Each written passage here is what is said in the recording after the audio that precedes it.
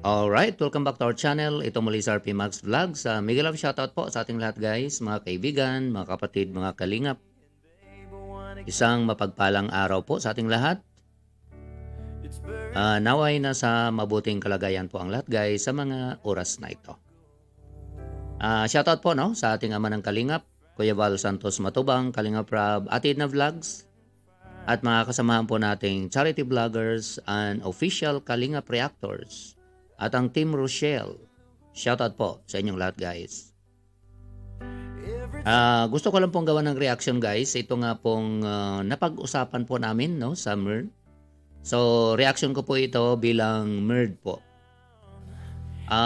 Dahil sa nilagay ko nga po sa thumbnail, no, may isa pong Kalinga partner o charity vlogger kung saan mas nauna pong nag-upload ng video ng birthday po ni Bibi Rabay kaysa kay Kalinga Prab. So, yan po ang pag-uusapan natin guys. Dahil ang nangyari po, hindi po bali na sunod no, kung ano po yung rules ng Kalingap ay na-violate po niya. Actually, mabait po itong tao na ito. No? Masipag po siya mag-scout. Pero baka nakalimutan lang po niya yung Kalingap rules. No? O yung rules po na pinapairal po ng Team Kalingap para po sa mga charity vloggers at kahit po sa mga reactors. At ang nangyari po guys, no, doon sa birthday po ni Bibi Rabay, meron po doong isa sa main event na na-upload po niya. Okay lang po sana kung behind the scene dahil mas ma-excite pa yung tao o ika nga mas hihintayin ng tao, unang mga viewers, yung upload po ni Kalinga Prab.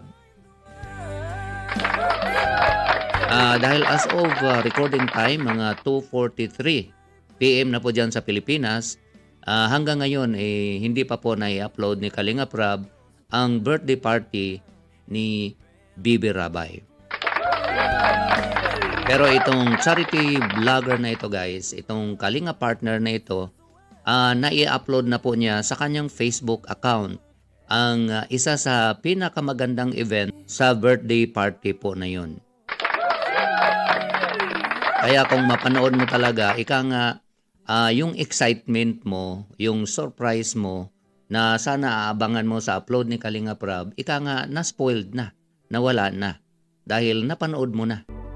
Reminder na din po ito guys no, sa lahat po ng mga Kalinga partners na sana sundin po natin ang rules at huwag po nating unahang mag-upload. Si Kalinga Prab, si Kuya Bal o kung sino man no, sa Team Kalingap para paunahin po natin sila. Lalo na po no, sa atin po talaga no, sa kultura po natin. O hindi lang naman yata sa Filipino, lahat na po siguro pagdating po talaga sa unang birthday ay yan po ay napakalaking moment po yan. Talagang gumagastos po talaga tayo hanggat kaya po natin. Naalala ko po noon guys no, yung birthday po, first birthday po ng aming bunso ay talagang gumastos din po kami. Hindi pa ako nagba-vlog noon. Actually nagba-vlog puro personal lang. So hindi ko po 'yon in-upload. Pero talagang madugo po talaga ang gastusan noon. Nag-hire pa ako ng clown para ma-entertain po talaga ang mga guests.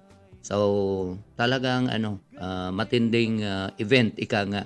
So alam ko po pag first birthday talagang pinaghandaan po talaga natin. Dito nga no, siyempre no, sa birthday ni Bibi Rabay, unang birthday, napakaganda o napakahalagang moment po 'yan sa pamilya. Kaya sana narespeto man lang nung charity vlogger na 'yon. Hindi na lang po natin pangalanan guys. Kasi 'yun po ang napagkasunduan po namin. At yun po ang pakiusap no, ni Ate Amy na wag na lang pong pangalanan yung vlogger na ito. Pero hindi ako sure no kung ano po ang maipataw sa kanya kasi napag-usapan po namin. Abangan po natin guys kung ano po ang magiging discussion ni Mighty Amy at saka ni Kalinga Prab. Pero nag-reach out na po si Ate Amy kay Kalinga Prab at yun nga siguro no, na-discuss naman po namin kung ano pong pwedeng ipataw sa paglabag po niya sa Kalinga rules. So paalala lang po guys, no, sa mga Kalinga partners po natin dyan, mag-ingat po tayo dahil hindi po biro na masuspinde o di kaya ma-terminate po sa Team Kalingap. Kaya sundin po natin ang rules, huwag po tayong maghabol ng views. Kasi ang views ay darating at darating po yan. So hayaan po natin kung mahina man yung views natin, katulad po ng nangyari ng aking channel. Ang nangyari po talaga guys, naging busy po kami dahil nga po sa Asian Cup at ito nga po no, nagkasakit pa tayo.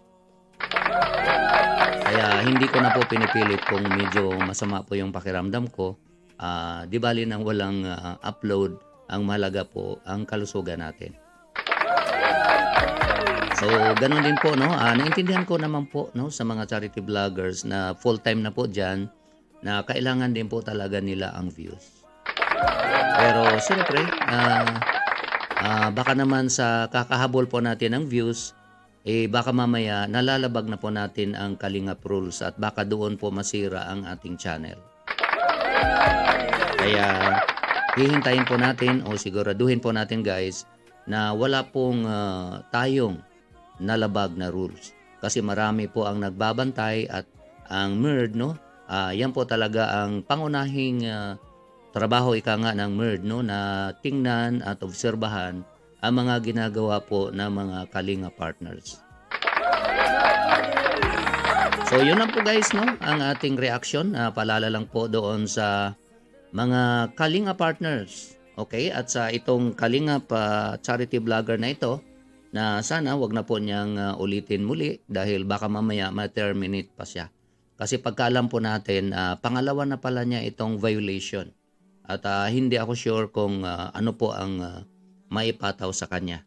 So, hintayin na lang po natin guys kung ano po ang magiging resulta ng usapan po ni Kalinga Prab at ni Ate Amy. So, hindi ko na po pangalanan guys kung sino po itong charity vlogger na ito.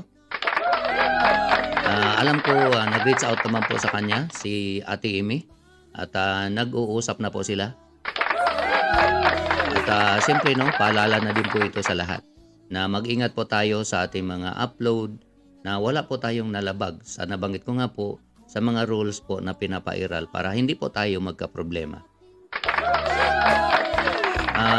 Ito lang po guys ang aking konting reaction, konting paalala. Sa mga bago lang po sa aking munting channel, huwag po natin kalimutang i-subscribe. At paki-like din po ang video na ito. Huwag din po natin kalimutan guys na suportahan ang ating ama ng Kalingap. Si Kuya Val Santos Matubang, Kalinga Prab, ang Ate na Vlogs, at ang Team Rochelle. Mga Kalingap charity vloggers, Kalinga partners, Kalinga reactors. Suportahan din po natin guys. Ingat po tayo kung nasaan man tayo. God bless everyone. I love you all. Bye-bye.